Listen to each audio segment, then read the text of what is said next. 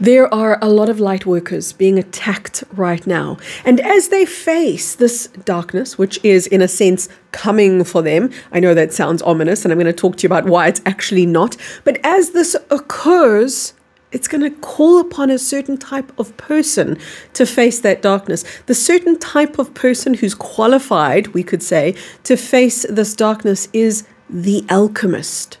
The alchemist faces darkness without being diminished by it. The alchemist faces darkness, and if anything, is actually bolstered by a legion of light who comes in to reinforce it. So the alchemist becomes more because of its interaction with darkness, and darkness undoes itself in the presence of the light of the alchemist. So you might say, Kerry, where do I get an alchemist from? Could you give me a phone number? Yes, I could. I've got just the phone number. Would you look at your phone and check what your number is and dial it? Because you are the everyday alchemist, disguised as a mere mortal, disguised as a very average, ordinary human being programmed by the false matrix to believe in your smallness, to believe that you're incapable of these monumental superpowers such as alchemy, because we were taught in the false matrix that we were all brought up in.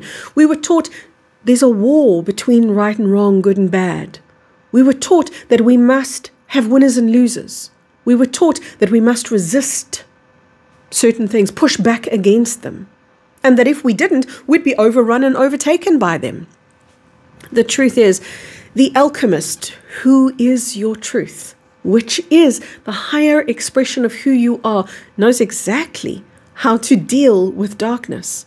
But it's not with the old methodologies that we were taught. It's not with the old ways that we were pretty much brainwashed into, because it's just so far from the truth of who we are. Of course, it was in the vested interests of the architects of the false matrix to keep the populace under the pretense that they were powerless against darkness, because goodness knows the false matrix never wanted light to understand how light it was or the nature of light itself. My name's Kerry Kay, and I was born for this. I was born to show you exactly what light is, because we have darkness and we have light. We know this, two seemingly opposing factions, two seemingly opposite energies on this planet, but we also have truth. Truth is the third component of the energetic truth of who we are. Truth is the divine union between dark and light. Now, I'm going to talk a little bit more about the nature of dark, the nature of light, so that this makes more sense to you. I'm going to talk about practical tips and tools of how you can navigate through darkness. If darkness does attack, maybe you have a bad dream and you recognize, oh, there's a little bit of malevolent or psychic attack energy in that dream. Or maybe it is a person standing in front of you with some kind of accusation being leveled against you, or some kind of attack at the physical level being aimed in your direction. I want you to understand that you are neither the separate dark or the separate light. You are both. Because you see, in the presence of light, guess what darkness does? It ceases to be dark. And darkness knows that. And that's why at the collapse of the astral and the underworld, I've got videos up about that on my channel, so you can just type in Kerry Kay Underworld Astral. It will bring up those videos for you. At the collapse of the astral and the underworld, darkness, there was no more a veil between us and darkness. So darkness began to coexist in the same space as light. And people like you and people like me, we may have gone, ooh, that's scary. Ooh, we don't want darkness on our doorstep. We don't want to rub shoulders with darkness. But guess what? Darkness went, oh, hell no. Oh, this is a problem. Because darkness understood something, and that is, in the presence of light, it cannot be. In the presence of light, think about a room. You put on a light, a dark room, you put on a light, the darkness ceases to be. Yeah, there might be shadows on the wall, but darkness ceases to be, and the light shows everything. The light reveals everything, because that's the nature of light. The nature of darkness is no one must see. No one can know. So darkness wants to keep itself separate, because it's the only way to preserve itself. Separate from what? Separate from light, separate from you.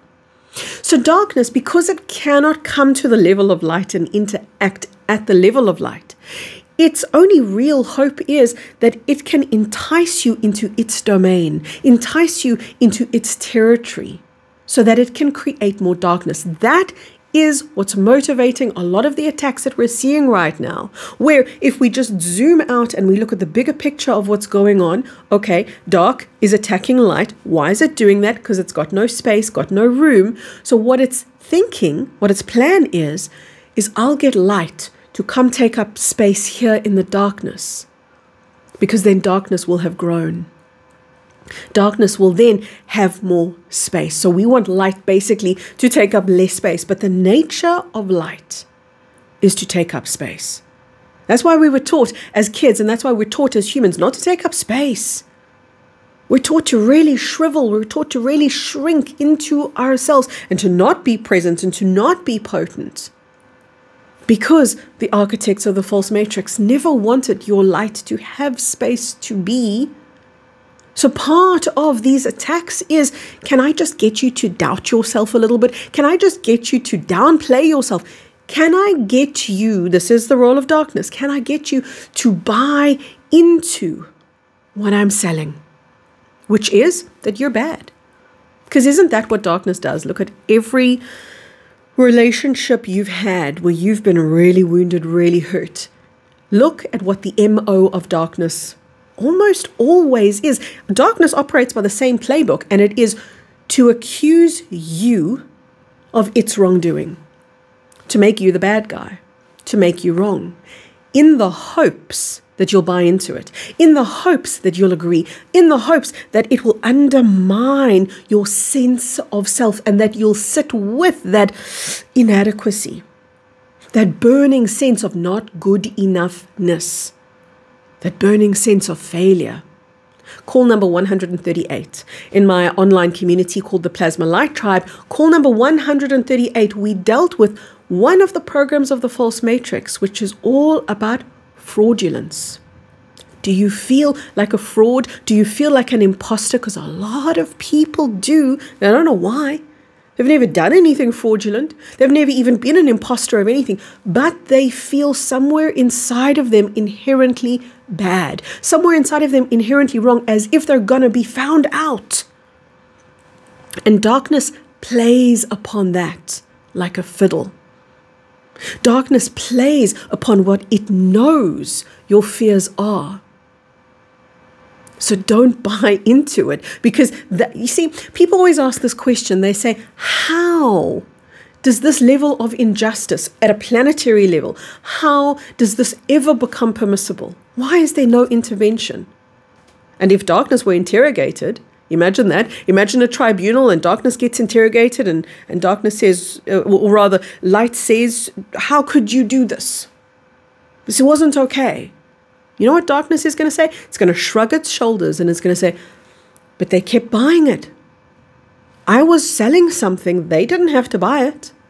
See, this is what darkness will always do. It's going to make you buy into what it's selling. Sometimes that's very literal. Sometimes it's really with a monetary exchange. But a lot of the time, it's at the more metaphorical level, where it's going to try to get you to buy into your own demise. Because the truth is, darkness cannot take your light. You can only give it up.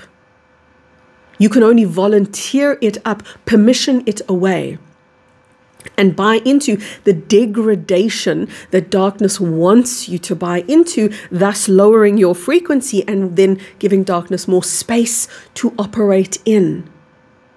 The alchemist is not going to bring out a sword and a shield in its confrontation with darkness. It's not going to do that. The alchemist is going to stand in light, as light, because it knows the nature of darkness, that in the presence of light, in the presence of divinity, light does the job, which is to shine. That's it. That is it. Light does not have to be the judge and the juror. Light does not have to show darkness, I'm going to teach you a lesson. Light does not have to do that. Darkness ceases to be in the presence of true light. True light, where we are amalgamating light and dark into one space. Now, one of the superpowers that a being of truth is going to wield is the superpower of acceptance. I have done a video on that, so I'm not going to go into acceptance again. I'll just link the video in my YouTube description box. But another one of those superpowers is divine neutrality, sacred neutrality, which means to allow something to be as it is, to not condemn, to not push against, not resist, not judge, not blame, not shame, because those are the tools of darkness. And light so often tries to use the tools of darkness without realizing that then it becomes darkness itself. Then it downgrades or degrades its own frequency in so doing. The alchemist knows all I have to do is be light, but to be light, there are some very special skills. And here are some of the practical tips and tools that I want to give you. Some of these special skills of light is to learn to actually surrender into, which is, if I say this another way, to relax into light. You guys always wonder why I talk about the deep relaxation meditation as one of the most important meditations on my website. It's for that exact reason, because it teaches you, it conditions you to remember what surrender feels like.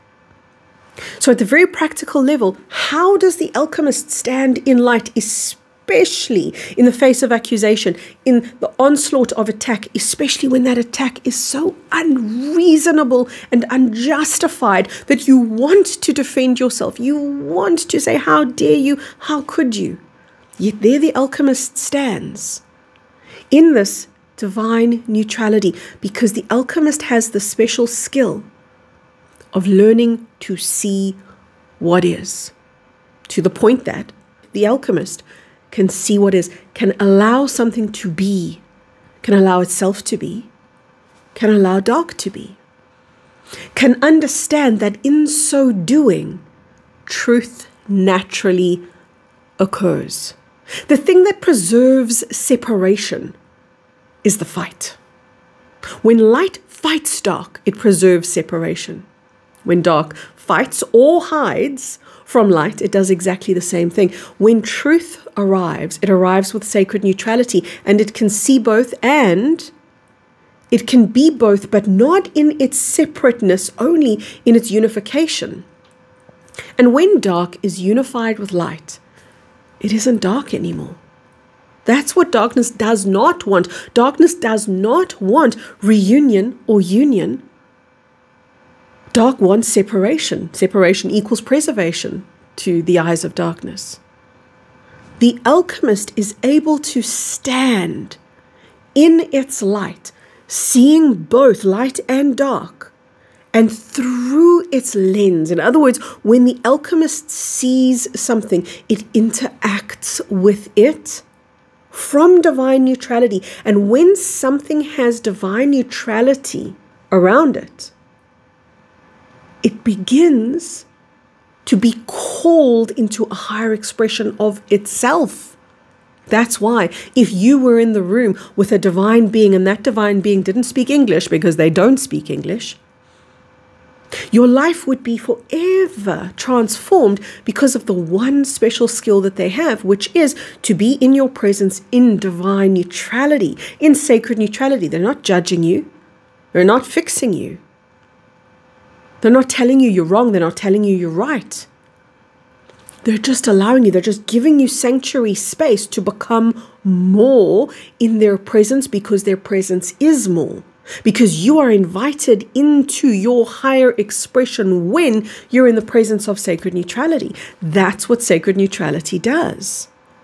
And that's why darkness in the presence of sacred neutrality, let me just put it like this, sacred neutrality is kind of like a poison. It's toxin to darkness. It will see it that way, because it stops darkness from being a separate thing, which stops darkness from being, and then brings unification, which is a power bigger than the individual parts. That's when we've got the sum total being bigger than the two individual parts. That's when truth is bigger than light on its own and darkness on its own could ever be. You are here to step into your role as an alchemist. You're going to stand in your light, which means really connecting with presence. Presence is not a time, and it's also not a word. In other words, it's a non-analytical, non-linear state of being. Presence is a connection with divinity. That's why guided meditation is so important, because it always delivers you into presence. The more you can be in that presence and you've really relaxed into it, the more that light amplifies. And at this point, the next tip and trick that I can give you is speak to light. Not with words though, with your intention. Speak to light by engaging with it.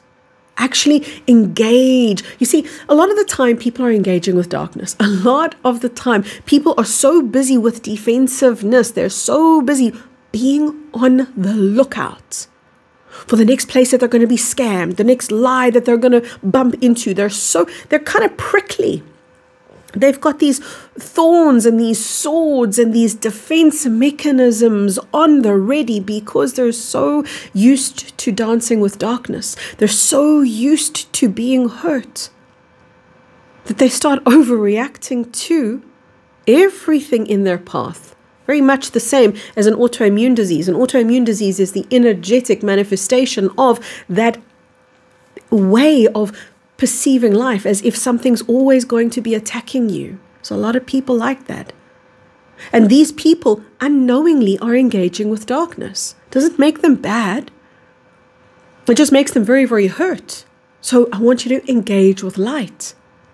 And in engaging with light, that's where your guided meditation comes in. That's where your relaxation into light comes in. That's where your communication with light comes in. Speak to light and say, I give you permission to hold me.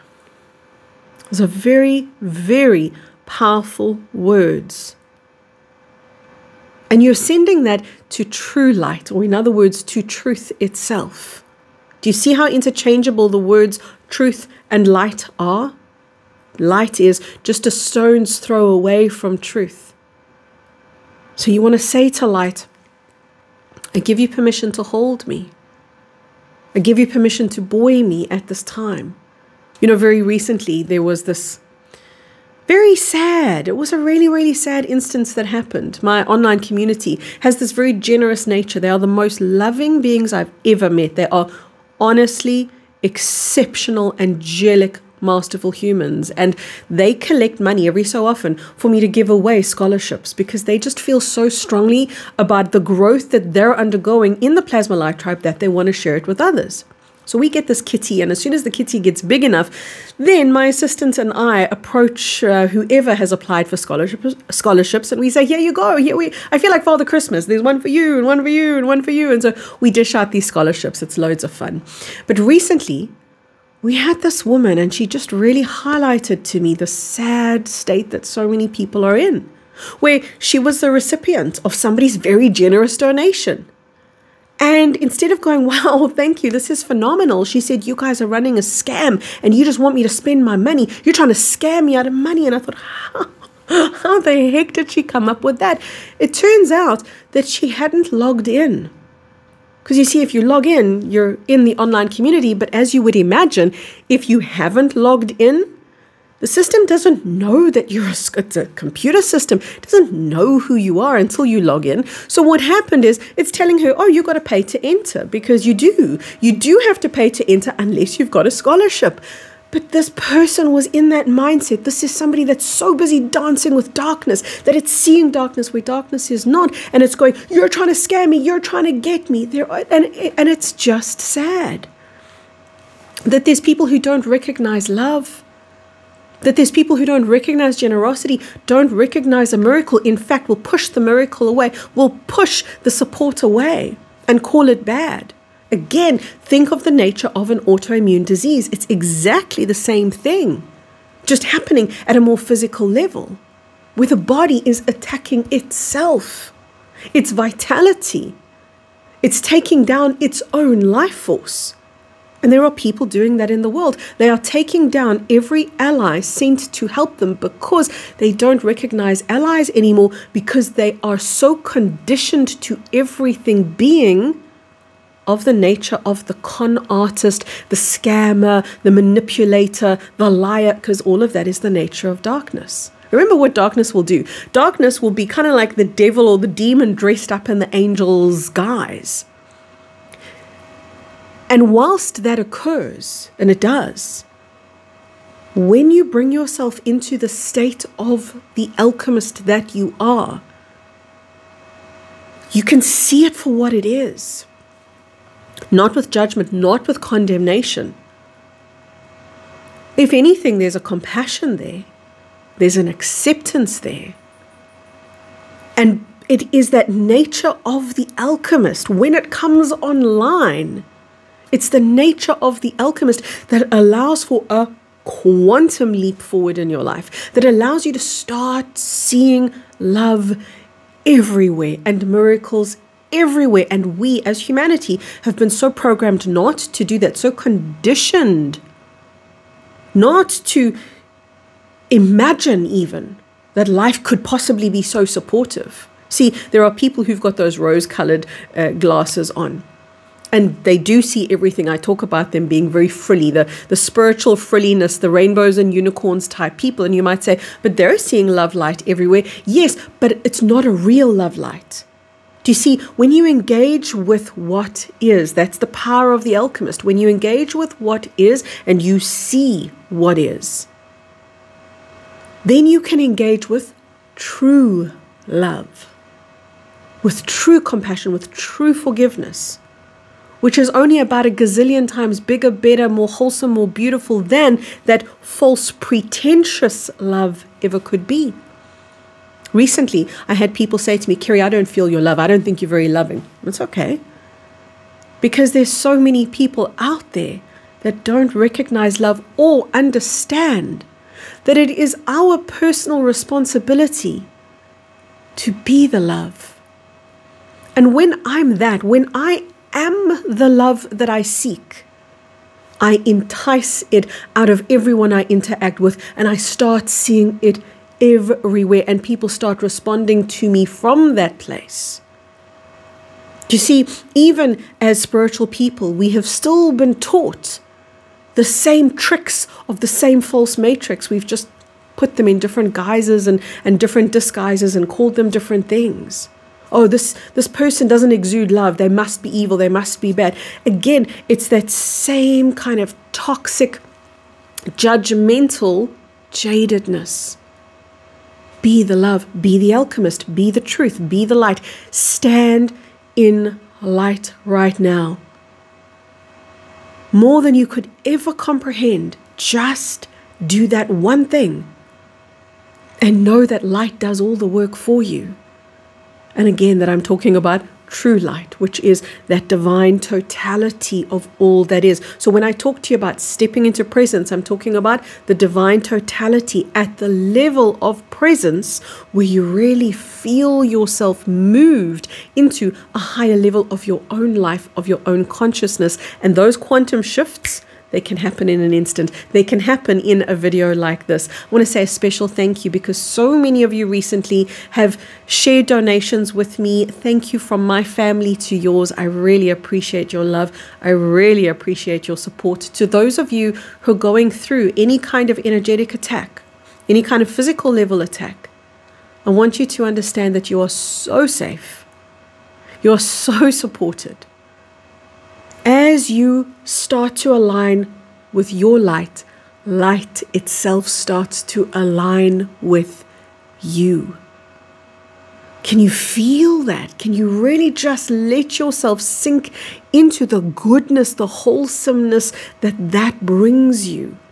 And it's at that time that you're going to see a lot of so-called enemies become friends. It's at this time that you're going to see people who may have been out to get you or approaching you with a sword and a shield drop the sword, drop the shield, because it is your light that facilitates theirs. Darkness knows that. Darkness knows that when it's in your presence and in the presence of light itself, it's going to become light.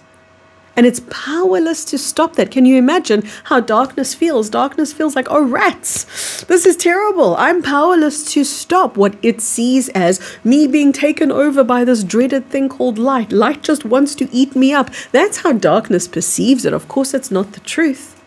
The truth is that the nature of light is to bring unity. You as a light being can face the darkness that lies before you, but not be diminished by it, but be bolstered by the light that you are and the light that loves you. From my heart, all the way into yours, I do hope that you feel it. Lots of love, everyone.